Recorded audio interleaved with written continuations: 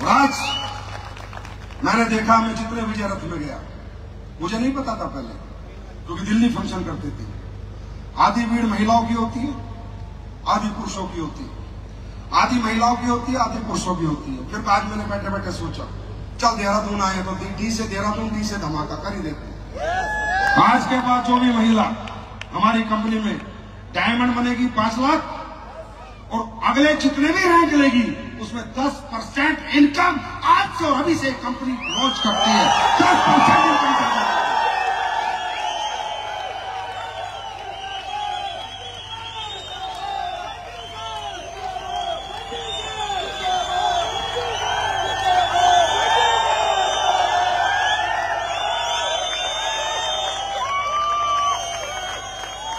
मतलब आपका 22 लाख का चेक तो 220 एक्स्ट्रा, 35 का चेक तो 3.5 लाख एक्स्ट्रा, 93 लाख का चेक तो आपके 10 लाख एक्स्ट्रा, 12 करोड़ का चेक आपके तो 1.5 करोड़ आपके एक्स्ट्रा।